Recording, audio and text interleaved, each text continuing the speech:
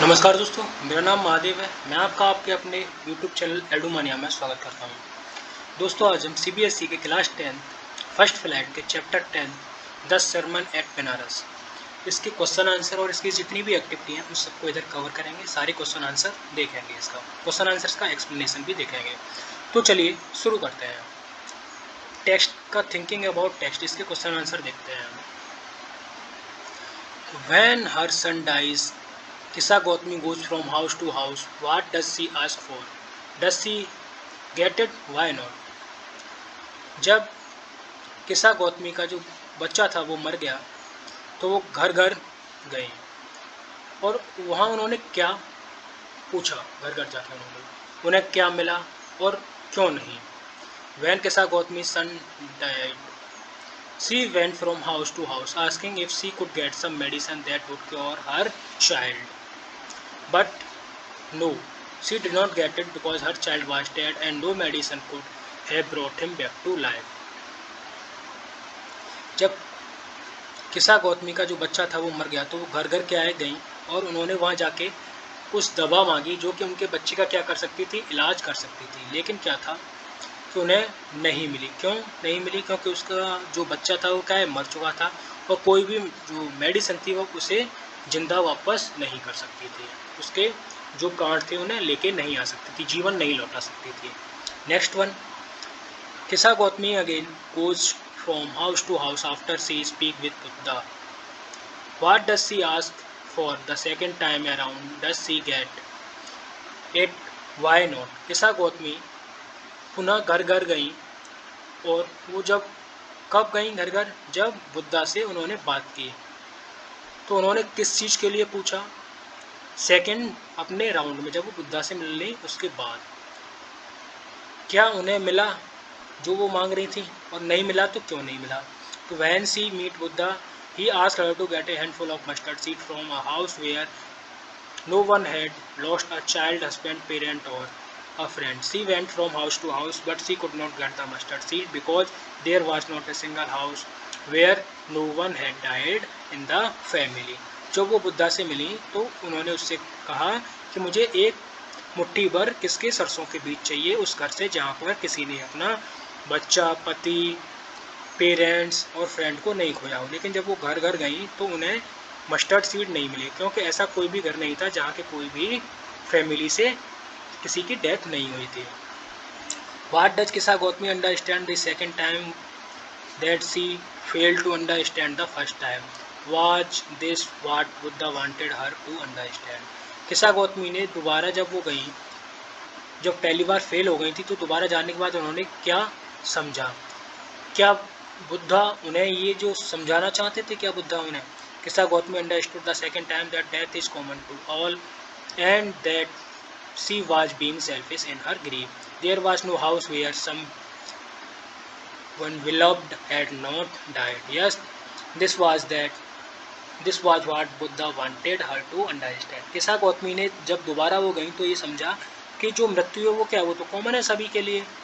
और जब वो दुख में थी तो वो क्या है, थोड़ी सेल्फिश हो गई थी, ये उन्हें महसूस हुआ। उन्हें कोई भी ऐसा घर नहीं मिला जहाँ के उन्होंने अपने प्रिय को नहीं खोया था। यही था जो बुद्धा उन्हें समझाना चाहते थे। Why do you think Kisa Gautami understood this only second time? In what way did the Buddha change her understanding? तुम कैसे सोचते हो कि जो किसा गौतमी थी उन्होंने दूसरी बार में ये अंडरस्टैंड किया और किस तरह से बुद्धा ने उनकी अंडरस्टैंडिंग को चेंज किया? Kisa Gautami understood that death is common to all and that she was being selfish in her grief. She understood this only the second time because it was then that she found that there was not a single house where some beloved had not died. First time round she was only thinking about her grief and was therefore asking for a medicine that would cure her son.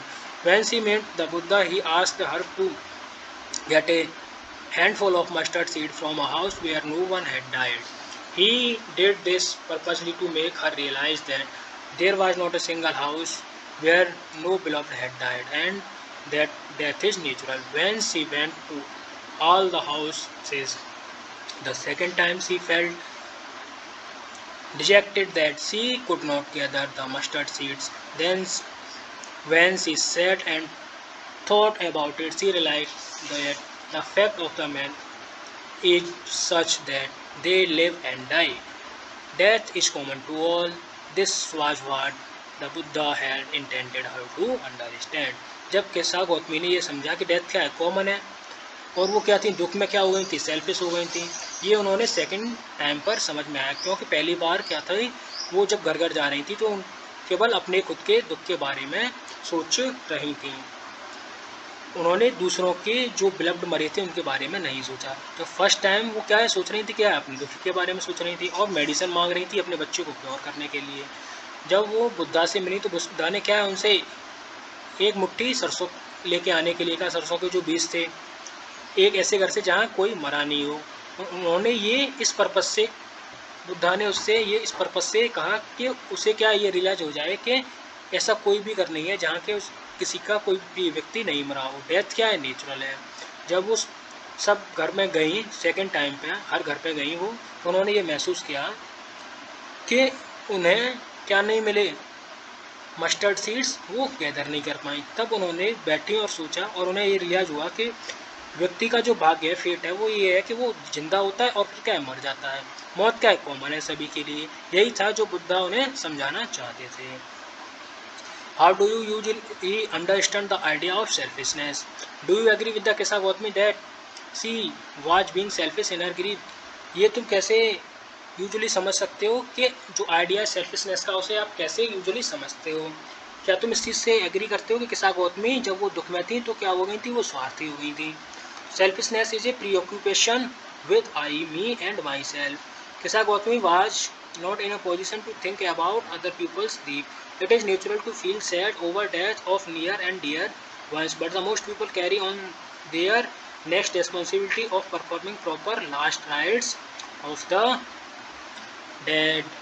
People seldom carry a dead body in the hope of some miracle happening to death. The family and the society always comes to be with those in hours of grief, but later on the life goes on. But Kissa Gautami was so engrossed in her sorrow that she forgot to think about the live members of her family and society. Selfishness क्या एक प्रीऑक्यूपेशन है। ये किसके साथ शुरू होता है, मैं, मुझे और स्वयं से। जब ये शब्द आते हैं तभी क्या है, ये शुरू होता है क्या, स्वार्थ। केसा गौतमी की जो पोजीशन थी, उस पोजीशन में नहीं थी वो कि वो अदर लोगों के ग्रीफ के बारे में सोच सकें। ये नेचुरल था क्योंकि किसी प्रिय की व्यक्ति क्या हुई थी, मौत हुई थी प्रिय व्यक्ति की। मोस्ट पीपल क्या है, ये कैरी करते हैं कि उनकी जो रेस्पॉन्सिबिलिटी है परफॉर्म करने की लास्ट राइट्स के बाद में डैड के, वो क्या है, अब क्या हो चुकी है, वो रेस्पॉन्सिबिलिटी क्या है, वो कैरी हो चुकी है रेस्पॉन्सिबिलिटी जो है उनकी।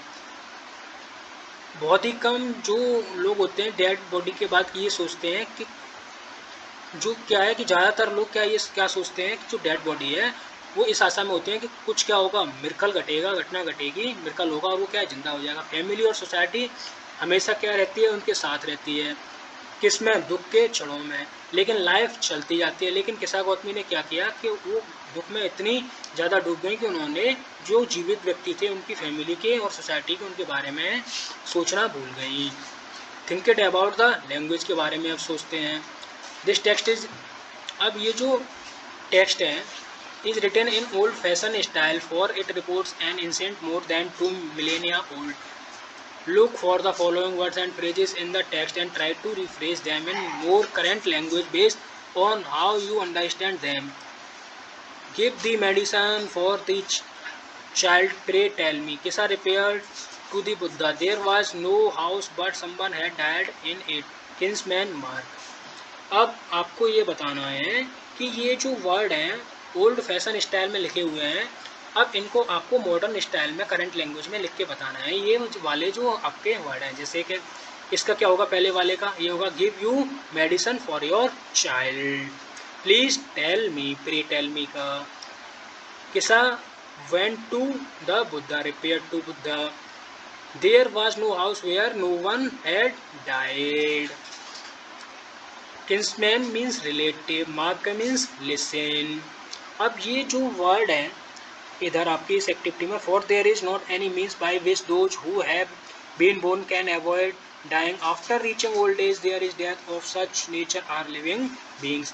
इसको क्या है कि पहले हम कनेक्ट करते हैं वर्ड्स को, तो क्या यूज करते हैं, लाइक, एंड, और, बट, यट, देन, ये कनेक्टिंग वर्ड्स यूज करते हैं। लेकिन हमें ये क्या करना है कि अप्रोप्रिएट्स, कॉमा, डैश और सेमी कॉमा, इससे हमें क्या है, इनको कनेक्ट करना है। तो हमें ये बताना है इधर कि ये जो कनेक्ट करके ये जो बना है सिंगल सेंटेंस, इससे कैसे अलग सिंगल सेंटेंस बनेगा, या फिर 3 सिंपल सेंटेंस क्या बनेंगे, वो कैसे बनेंगे, किससे, सेमी कॉमा से, सेमी कॉलन से, और कॉमा से, और डैश से। तो ये इस सेंटेंस में क्या है कि ये जो पहला वाला है, कौन सा वाला, पहला sentence, for there is not any means by which those who have been born can avoid dying, ये पहला वाला सेंटेंस क्या है, ये जो दूसरा वाला सेंटेंस है इससे क्या है, कनेक्टेड है, और इसे क्या है, शो कर रहा है।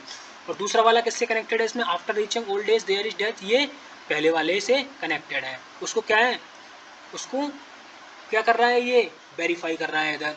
इसके बाद ये लास्ट वन है, थर्ड वाला, of such a nature are living beings, ये क्या है, ये इन दोनों से कनेक्टेड है, ये इन दोनों को डिफाइन कर रहा है। इसी के साथ आपकी ये जो एक्टिविटी है चैप्टर 10 की, ये एक्टिविटी इधर कंप्लीट होती हैं। इन एक्टिविटीज़ और क्वेश्चन आंसर से रिलेटेड आपकी कोई भी क्वेरी हो तो आप मुझे कमेंट सेक्शन में पूछ सकते हैं। इसी के साथ वीडियो अच्छी लगे तो वीडियो को लाइक कीजिए, अपने दोस्तों के साथ शेयर कीजिए, चैनल को सब्सक्राइब कीजिए, अपडेटेड वीडियोज़ के लिए बेल आइकन को प्रेस कीजिए। कोविड-19 के दौरान घर पर रहिए, सुरक्षित रहिए। जय हिंद, जय भारत।